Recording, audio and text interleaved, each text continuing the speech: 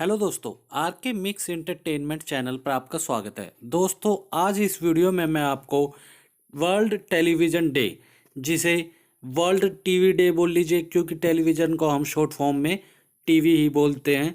दोस्तों, इस डे के बारे में पूरी जानकारी दूंगा। यह कब मनाया जाता है, कब से इसके मनाने की शुरुआत रही, क्या इसका इतिहास है, टेलीविज़न हमारी लाइफ में क्या इम्पोर्टेंस रखता है, क्या इसके हानिकारक प्रभाव हैं या क्या इसकी अच्छाई है, इससे जुड़ी सारे अच्छे बुरे पहलू या कब से इसकी शुरुआत हुई, कब टीवी हमारी लाइफ में आया, कब इसका आविष्कार हुआ, कैसे कैसे धीरे धीरे इसमें इम्प्रूवमेंट हुई, कैसे इसमें चैनल्स आए, भारत में यह कब आया, इससे जुड़ी ऐसी सारी छोटी बड़ी जानकारी दोस्तों मैं आपको इस वीडियो में देने वाला हूँ।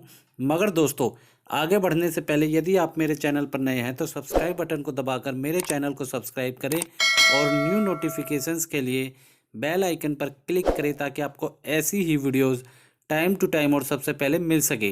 तो चलिए दोस्तों, स्टार्ट करते हैं।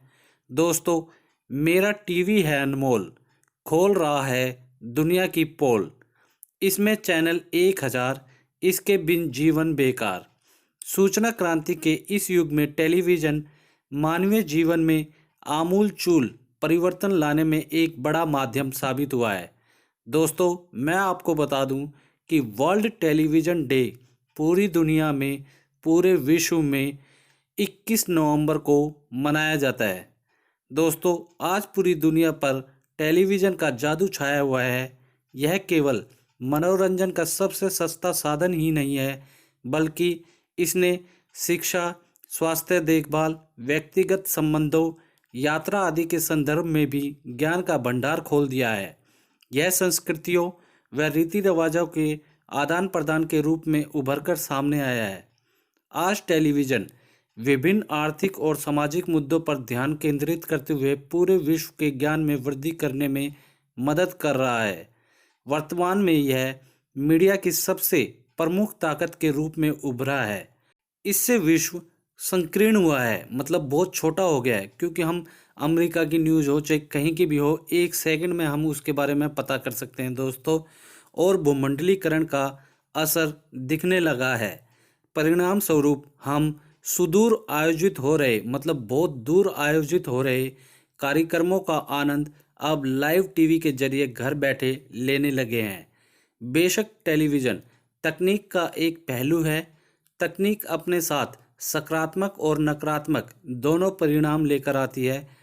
टेलीविज़न के कारण जहां ज्ञान, विज्ञान, मनोरंजन व शिक्षा, चिकित्सा के क्षेत्र में हमारी जिज्ञासा शांत हुई है, तो वहीं इसके माध्यम से हिंसा, अश्लीलता व भयभीत करने वाले कार्यक्रमों ने हमारी आस्था एवं नैतिक मूल्यों को चोट भी पहुंचाई है। सच्चाई यह है कि वर्तमान में टेलीविज़न से जुड़ा हर नया अनुभव हमारे जीवन को उत्तेजित कर रहा है।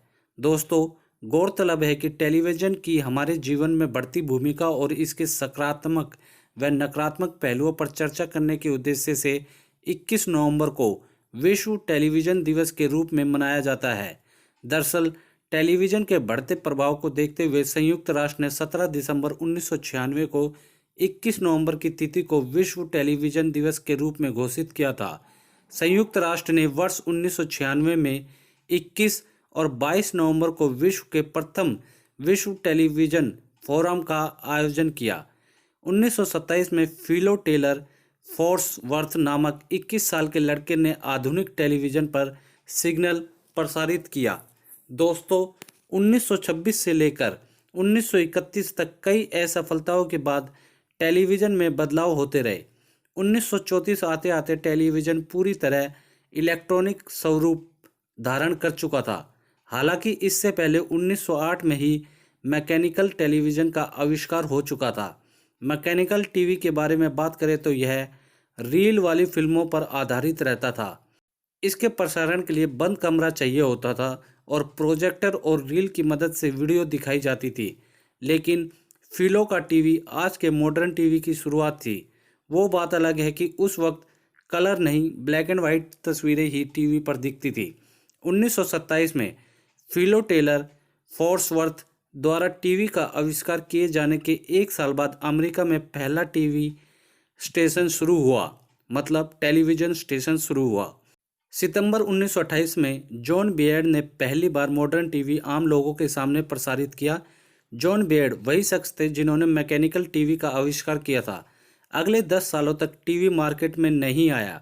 1938 में औपचारिक तौर पर जॉन टेलीविज़न को मार्केट में लेकर आए। अगले 2 सालों में आधुनिक टीवी के हिसाब से टीवी स्टेशन खुले और लोग बड़ी संख्या में टीवी खरीदने लगे। भारत में पहली बार लोगों को टीवी के दर्शन 1950 में हुए, जब चेन्नई के एक इंजीनियरिंग स्टूडेंट ने एक प्रदर्शनी में पहली बार टेलीविज़न सबके सामने रखा। भारत में पहला टेलीविज़न सेट कोलकाता के एक अमीर नियोगी परिवार ने खरीदा था। 1965 में ऑल इंडिया रेडियो ने रोजाना टीवी ट्रांसमिशन शुरू कर दिया। 1976 में सरकार ने टीवी को ऑल इंडिया रेडियो से अलग कर दिया। 1982 में पहली बार राष्ट्रीय टेलीविज़न चैनल की शुरुआत हुई। यही वो साल था जब भारत में पहला कलर टीवी भी आया। 80 से 90 का दशक भारत में टेलीविज़न के विस्तार का रास्ता खोलता गया। दूरदर्शन पर महाभारत और रामायण जैसे सीरियलों ने सारे रिकॉर्ड तोड़ दिए। कहा जाता है कि जब महाभारत या रामायण टीवी पर आता था तो सड़कों पर मानो कर्फ्यू सा लग जाता था। 90 के दशक में टेलीविज़न चैनल का सारा काम प्रसार भारती को सौंप दिया गया।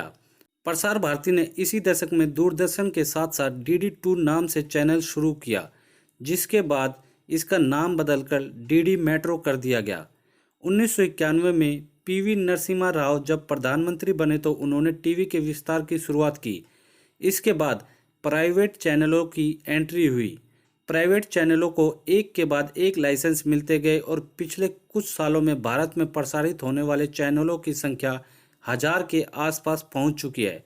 दोस्तों, यह बात अलग है कि आज टेलीविज़न चैनल अपनी जिम्मेदारियों से उन्मुक्त होकर दर्शकों के सम्मुख कुछ भी परोसने से बाज नहीं आ रहे हैं। चैनलों पर अश्लील, अमर्यादित व डरावने दृश्यों को दिखाए जाने के कारण जनमानस में गलत संदेश प्रसारित हो रहा है। इसी के परिणाम स्वरूप युवा पीढ़ी दिशाहीन होकर टीवी दृश्यों की नकल कर रही है। युवकों में आवारागर्दी और पिता की कमाई पर ऐश करने की प्रवृत्ति बढ़ती जा रही है, जो उनके कर्तव्य सृजनशीलता को नष्ट कर रही है। वहीं बचपन से ही निरंतर हत्याओं व बलात्कारों के दृश्य देखने से बच्चों के मानसिक विकास पर गंभीर प्रभाव पड़ रहा है। देश में बढ़ती हुई हिंसक घटनाएं इसके दुष्परिणाम हैं। इन चैनलों पर नारी देह को नग्न दिखाने के साथ ही विज्ञापन के नाम पर चारित्रिक सीमाओं से तटस्थ होकर गंदे व अमानवीय चित्रों को प्रदर्शित किया जा रहा है। बाबाओं व भाग्य बताने वाले तथाकथित साधुओं का अड्डा बने ये चैनल लोगों को मूर्ख बनाकर सांस्कृतिक घुसपैठ कर रहे हैं। ललित कलाओं व स्वस्थ मनोरंजन से कोसों दूर इन चैनलों पर रईसों की ठाट बाट वाली जीवन शैली को बड़ी शानो शौकत के साथ पेश किया जा रहा है। खबरिया चैनल खबरों की निष्पक्षता को भूलकर किसी दल विशेष का गुणगान करने में जरा भी नहीं हिचक रहे हैं। इन पर होने वाली बहसों पर बहस के नाम पर महज बवाल ही देखने को मिल रहा है। यही हाल म्यूजिक चैनलों का भी है, जो 24 घंटे गंदे गीतों व अश्लील नृत्यों का मंचन कर रहे हैं। दोस्तों, धारावाहिकों के नाम पर सास बहू के झगड़ों को सार्वजनिक तौर पर दिखाकर यह चैनल अपना काम बना रहे हैं।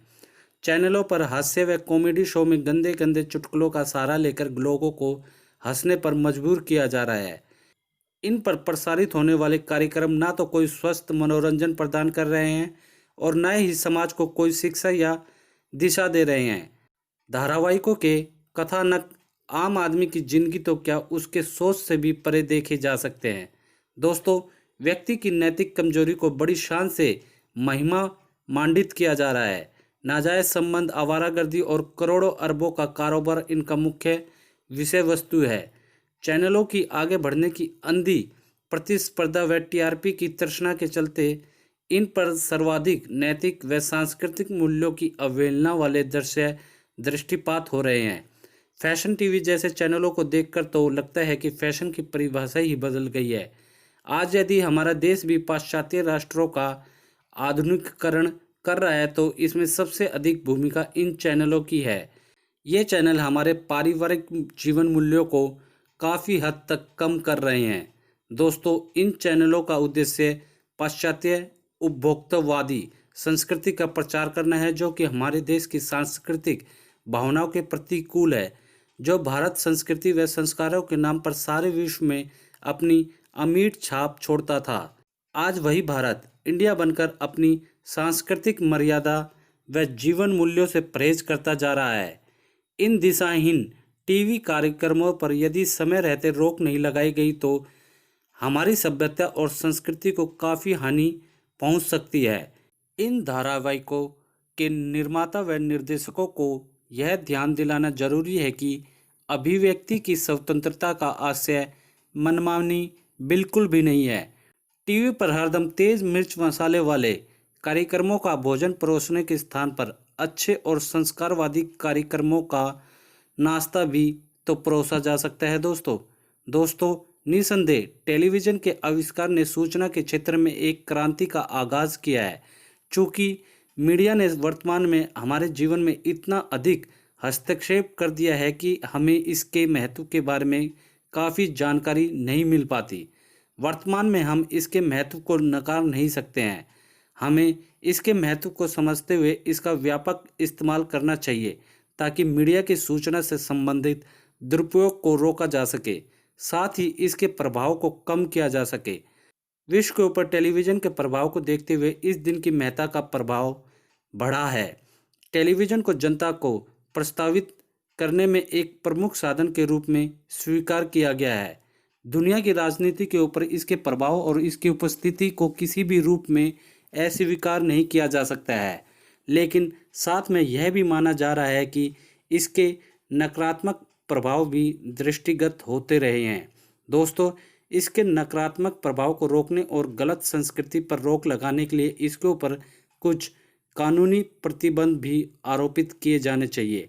हमेशा मन में इन शब्दों को बैठाकर रखना चाहिए कि प्रौद्योगिकी एक अजीब चीज़ है। यह एक हाथ में एक बेहतरीन उपहार है तो दूसरे की पीठ में छुरे के समान है। टेलीविज़न हमारे लिए फ़ायदेमंद है या नुकसानदायक, यह हमारे ऊपर ही निर्भर है। जैसे एक चाकू यदि सर्जन के हाथों में है तो वह किसी की जान बचा सकता है, परंतु वही चाकू यदि एक डाकू के हाथों में है तो किसी की मृत्यु का कारण बन सकता है। अतः हमारे लिए हुए निर्णयों से ही हमारे जीवन की गति एवं दिशा तय होती है। मतलब दोस्तों, टीवी पर अच्छे बुरे कार्यक्रम दोनों आते हैं। ये हमारे ऊपर है कि हम क्या देखते हैं, क्या अपनाते हैं, क्या सीख लेते हैं उन कार्यक्रमों से। ये हमारे ऊपर है, हम अच्छे देखते हैं, हम संस्कृति वाले देखते हैं या हम बेकार वाले देखते हैं, ये हमारे ऊपर डिपेंड करता है। तो दोस्तों, उम्मीद करता हूँ इस वीडियो में मैंने आपको वर्ल्ड टेलीविज़न डे से जुड़ी हर छोटी बड़ी जानकारी दे दी होगी। इसके क्या फ़ायदे हैं, इसके क्या नुकसान हैं, यह कब मनाया जाता है ये डे, और कब से इसकी शुरुआत हुई, कब टेलीविज़न हमारी लाइफ में आया, कैसे कैसे इसमें प्रगति हुई दोस्तों, कब भारत में टेलीविज़न पहली बार आया, कब कौन सा चैनल खुला। तो इससे जुड़ी सारी छोटी बड़ी जानकारी आपको अच्छे से दे दी होगी। दोस्तों, अगर आप लोगों को वीडियो अच्छी लगी तो इसे लाइक करें, मैक्सिमम से मैक्सिमम अपने सारे फ्रेंड्स रिलेटिव हर जगह इसे शेयर करें, ताकि उनको भी ये यूज़फुल जानकारी मिल सके दोस्तों। और दोस्तों, कमेंट बॉक्स में आप हमें ये बताएं कि आपकी नज़रों में टेलीविज़न अच्छा है मतलब फ़ायदेमंद है, या नकारात्मक है मतलब बुरा है। किस हिसाब से आप इसे देखते हैं, क्या ये ज़्यादा अच्छा है या ज़्यादा बुरा है, कौन सी परसेंटेज ज़्यादा है, आप हमें लिखकर ज़रूर बताएं दोस्तों। जो भी आपके टेलीविज़न से संबंधित व्यूज़ हैं कमेंट बॉक्स में हमें लिखकर बताएं। और दोस्तों, इसी के साथ यदि आप मेरे चैनल पर नए हैं तो सब्सक्राइब बटन को दबाकर मेरे चैनल को सब्सक्राइब करें और न्यू नोटिफिकेशंस के लिए बेल आइकन पर क्लिक करें, ताकि आपको ऐसी ही वीडियोज़ टाइम टू टाइम और सबसे पहले मिल सके। धन्यवाद दोस्तों, जय हिंद।